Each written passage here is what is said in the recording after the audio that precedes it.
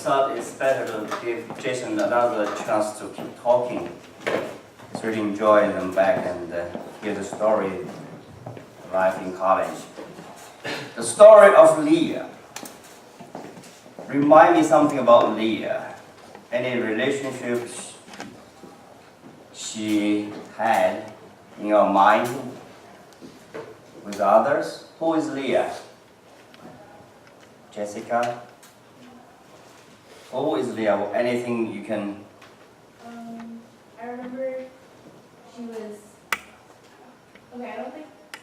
The only word that comes to mind is sister wives, but it's not sister wives. Basically, she and this other woman were wives to the same guy, but I forgot who it was. Who is the guy she married? Who? Anyone? Leah, okay. Leah, who? Anyone related to her? Can we mention? We can talk about it. Leah, she was a woman, right? Okay. And anyone else related to her? Rachel, her sister. Rachel, her sister. Okay. Her husband? Jacob. Jacob, do we know Jacob? Everyone should know Jacob, right? What is anything else? Who is her father? Laban. Laban. Oh, Laban. Laban? We go with Laban? Okay. Anyone related to Laban?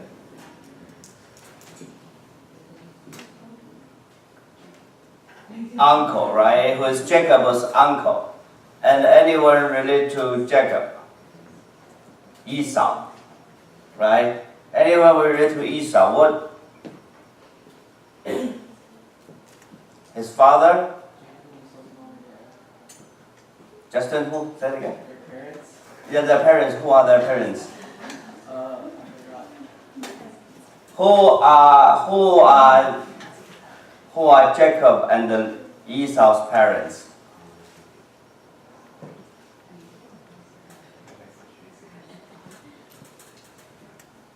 That's a failure of our Isaac English and Rebecca. congregation. We have taught who? Isaac and Rebecca. Right? Isaac and Rebecca. Who is Isaac related to? Abraham. Abraham. That's okay. Abraham and then his son Isaac, right? And Isaac's wife Rebecca. Rebecca and their sons are Esau and Jacob. And then here's Laban. Laban is brother of Rebecca. And Laban got two daughters. One is Leah. The other one is Rachel. And both of them married who? Jacob. Okay, here then we get the story. What do you think we're going to talk about today? Leah. What is in your mind about Leah? Let's read something about this, okay? So Jacob, why Jacob? Okay, where should I start? It's a long story. Okay, here, let's go. Okay. Jacob was asked to go to Aaron to get a wife because Esau married a woman from Canaan. They don't want them to marry a woman from other tribes. Okay? So Isaac and Rebecca, after they gave the bless to Jacob, you know the story about how Jacob cheated, right? That's very famous. I'll get back to everything there. And then Esau said, I'm going to kill you, right? He's very angry. And Jacob, at the same time, he went to the place where Laban, his uncle's place, to what? Find his wife. And there they met who? He met who? He met Rachel, Laban, and Leah. Okay, so here's the story. Let's do. Now Laban had 2 daughters. The name of the older one was Leah, and the name of the younger one was Rachel. Leah had weak eyes, but Rachel had a lovely figure and was beautiful. Jacob was in love with Rachel and said, I will work for you 7 years in return for your younger daughter Rachel. Okay, what do we learn from here? Leah was not that pretty. And because of that, Jacob made a decision to marry the one who was pretty. And what happened next? Laban said, it's better that I gave her to you. No, too fast. Where are we? Okay, so Jacob was in love with Rachel and said, I will work for you 7 years in return for your young daughter Rachel. And then Laban said, it's better that I gave her to you than to some other man. He said, oh, that's great, right?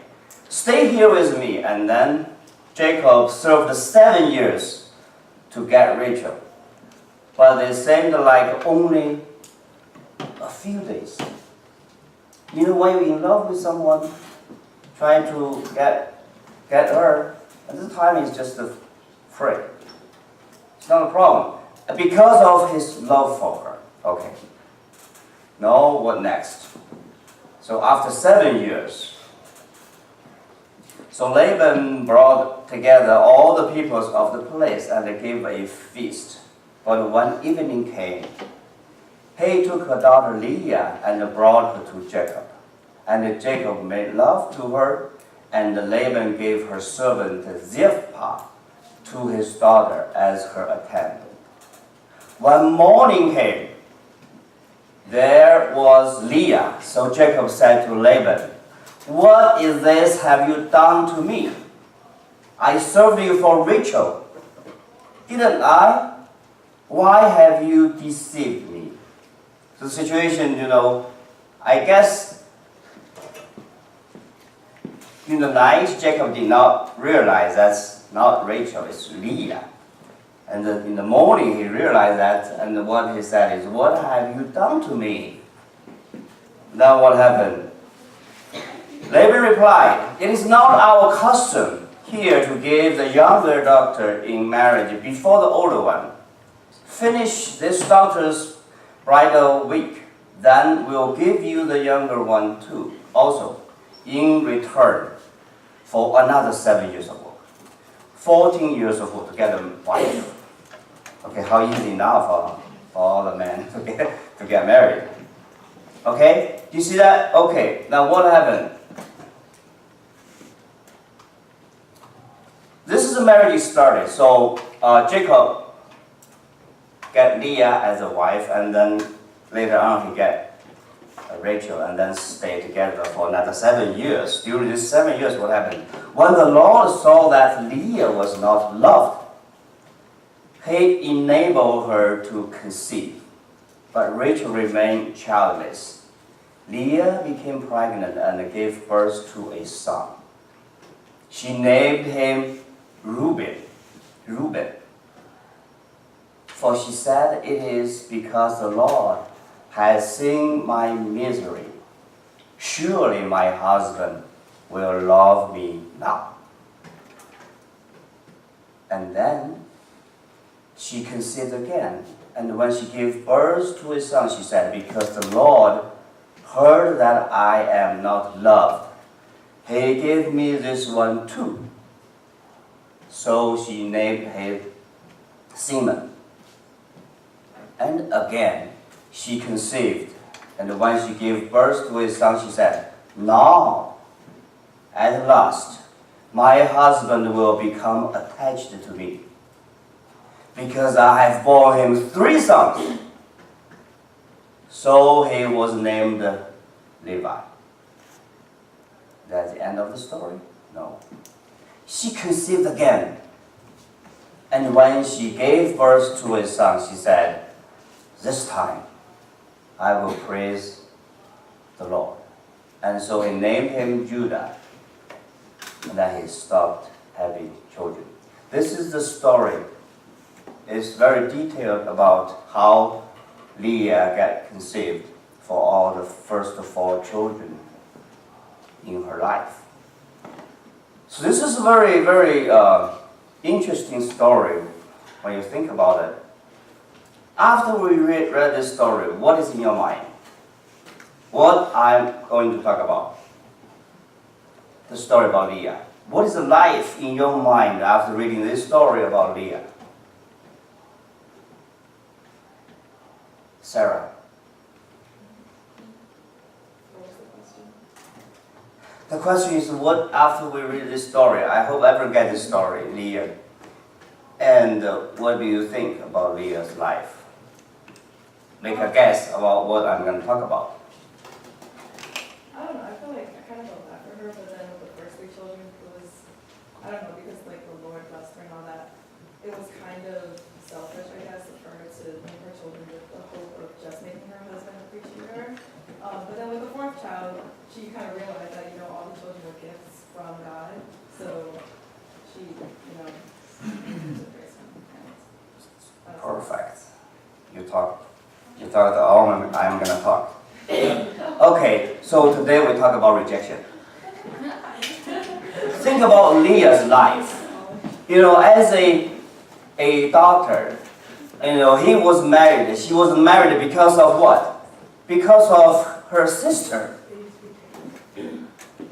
Kind of, she is not, at that time, normally it's a father would determine the daughter's marriage.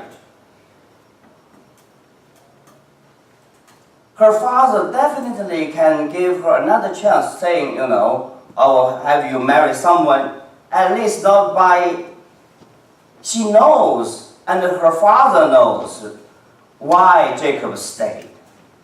It's not for Leah. It's for her sister. This first feeling, when she got into this marriage, is what? It's kind of show a very, very bad situation for Leah, right? Consider that. And this is not because of anything else. It's simply because of her looking. Why Jacob loved Rachel so much? Because Leah got a weak eye. It's a small eye or something, just, English, that another way is dilated, right? It's kind of not small eye or something, but obviously it's because of his appearance. So, and he knows Jacob for the first 7 years. For Jacob's, what he said, like a few days.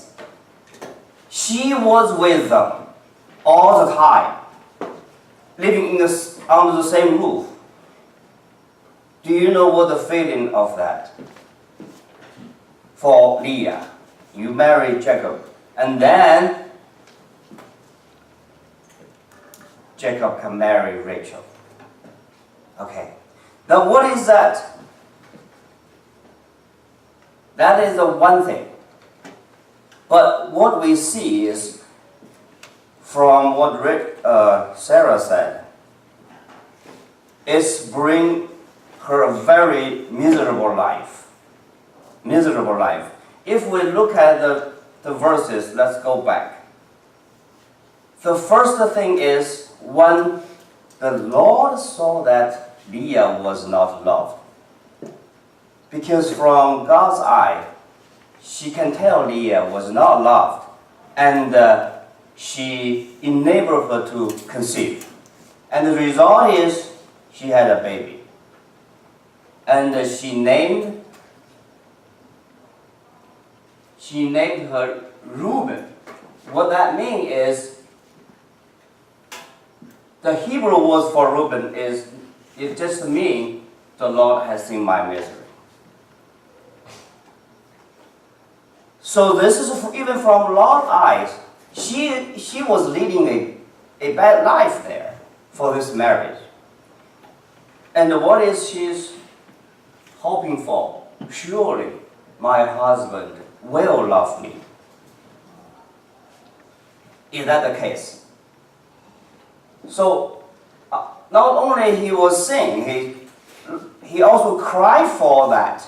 Because of what? Because conceived again. The reason is the Lord heard that I am not loved. What difference between heard and the see? So God first see. When you heard it, because she expressed herself. She knows that. She is very honest about that. What I'm trying to lead you guys to see the growth, the change of Leah's feeling on this kind of miserable, unloving condition. And here, but he's honest. She's just honest. She said, see, because God heard it, so he gave me this son too. And the name of this Simeon in Hebrew just means being heard. So he get another son. What next? Again, she conceived. When she gave birth to a son, she said, now, at last, my husband will become attached to me. So here, you see, after having two sons, do you think the relationship for her with Jacob changed? No. Why? That's the will. It's not changed at all. Her ex, when she get another son, she said, okay, now I have 3 sons. At least the situation should change, right? What is the first expectation for her when she had the first son?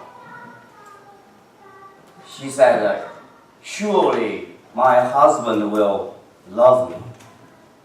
That is her dream. And then up to here, after 2 sons, there's no response to what she expected. Will become attached. So did you see, she dropped her expectation. After I got 3 sons. At least, you don't love me is okay. At least let me realize I'm attached to you. So see how bad Leah is, the life she was in. As a wife. Did you guys realize that? So it's very bad. And but with the progress of her effort, she knew is God, is helping her. However, what's happening? She gradually changed her attitude. She started to accept. She started to accept this situation. And her expectation is at last my husband will become attached to me. That's her even 3 sons. Okay. So she was named Levi. Levi means attached. Levi in Hebrew means attached. Okay. And then what happened? She conceived again. When she gave birth to a son, she said, this time I will praise the Lord. So she named Judah. Judah means praise. And then she stopped having children. So walking through her story, you see what is her final stage. She started to forget about everything from the expectation for the love from her husband. And then she looked up to God. It's quite clear. After, at the end, she said, give me some love. And then she said, okay, let me get attached, at least. But then, it's this time. Why this time? Because she clearly realized that from now on, this time. If she has no idea about what the hope she had before, there won't be a word like this time. Because it's a strong transition. Okay, this time, I'm going to praise the Lord. I'm going to praise the Lord. So, you see, this is really something we can learn to deal our real life about rejection. Do you realize how much we get rejected or in a situation constantly happening in our life? Is it? Yes or no? Yes? It comes in an endless variety of the forms. For teens, also for adults. For children, even at the age of, like Angela, she's going to clearly feel being rejected by her friend or not. It's the same thing for us, everyone, from teens to adult. An invitation, okay, simply a party. We are not invited. If we thought we should be, then we feel rejection. A wedding, our family is not invited. A funeral, a close friend, we think we should be there, but we're not invited. A lot of things. Friend group, right? Some of the reason could be very funny, simply because they all have similarity in certain things, then become a group, and the others will be excluded, right? It's so often in all the competition teams. Every time many of us go to the spots, group spots, the team, and there's always people will be active on the court, but there's some others will sitting on the bench. And there's every situation gonna bring us into a feeling of being rejected. Parents being rejected by children. When we try to approach the children, very often we get rejected simply by saying, probably you don't understand too much. It's different time. And children also feel being rejected by parents.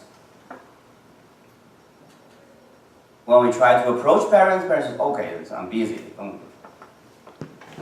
There are so many things. When you get into older age, become late teens or in college, there is the development of the relationship, specifically between girls and boys. When you get into kind of sweet feeling, and then the other part is not responsible, is not responding. That kind of thing, constantly make us feel hurt. And it's there from the little one to, I think, to adult.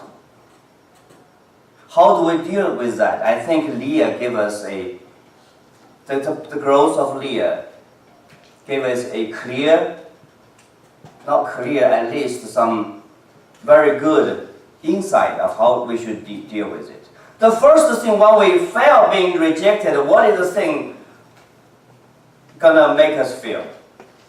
Is our value. We are not valuable to the person. Or we are kind of okay. We feel what? We lose our confidence. Especially to the ones we care. It's hurt. It's hurt. So that hurt gonna make people will what? Will try to escape. Will try to hide. Because I'm not good enough. I'm not good enough. So I'm being rejected from the team. Being rejected by my friend. Being rejected by the one I love. being rejected by my parents, being rejected by my children. Okay, so that's all the things. Sometimes we thought that's because directly because of we're not good enough. That's why but that's not true. Very often that kind of feeling is not right. It's all personal. Okay, we have to shift the value from the personal feeling or different people's response to the true value, which in God's eyes, who we are in God's eyes. Different people have different opinion on whoever around them. But very often we only care about the ones who we care. If I care about Jessica, Jessica's opinion on me gonna be tremendous, important, right? And whoever other people say, "Oh, you're good," I will say no. But I only care, the one I care. But we have to be aware that's gonna lead us to some bias. That will never be, not never, but most of the case is not true. Okay, we have to be aware about that, and we admit it, like Leah. We have to admit it. She actually tried all the effort. Did you see that every time she get a baby, what is her expectation? I want to love. I want to be loved. She agreed with that. She's very honest with her feeling. Because very often when we get rejected, what's gonna generate in our heart? Hatred. We hate, or we just totally deny it. I don't care. Do you realize when we get rejected and we immediately say we don't care? Actually, we care too much. Leah, honest, and she even talked to God. She even talked about it. My life is miserable because I love my husband Jacob, but he has no, intention at all. So that's what you see. Leah's progress. However, after a while, what happened? Leah stayed peacefully with Jacob. Why? She said, okay, I dropped my standard. Attached. She did not run away. She accepted the fact. Because of what? Because she was not pretty. Simply like that. She has to accept that.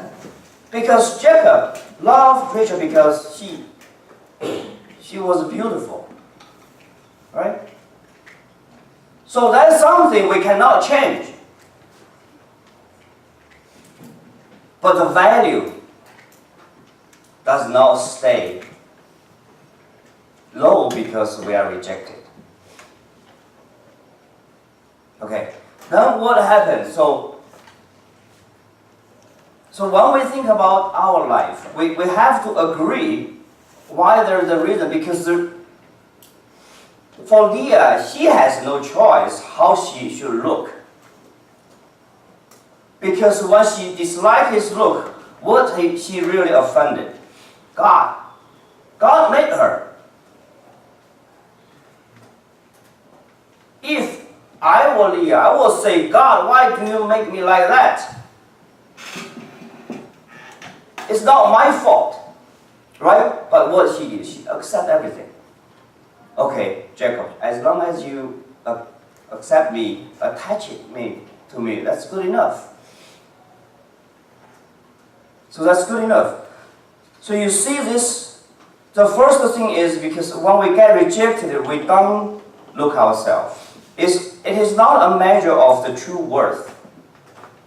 Okay. Leah, she is unwanted, unloved. But that is the situation, and she did not pretend it. She doesn't care. Because this has happened so much in our life, right? We pretended, we denied, we did not confess our real feeling. And then she gave up. And turns to what should be. And turns to what should be. At the last, she shifts her focus to God's acceptance. Do you know how God bless Leah? From Judah is a tribe which being elected as what?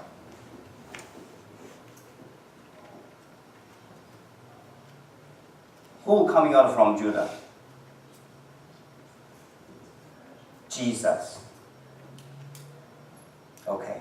So if you look at all those, the value of Leah, he was so blessed. He was so blessed. But Jesus coming out from Judah, and the king coming out from where? Judah. So there, what we see how God chose Leah, however, man Jacob did not. Jacob chose who? Rachel. So we have to distinguish when we realize something. Rejection basically means we are facing being chosen or not, being favored or not. At any situation, we should know whether this is God will. That is something we need to seek. If you go to Ephesians, the first chapters from verses 3 to 14, you're going to see all the words, who we are.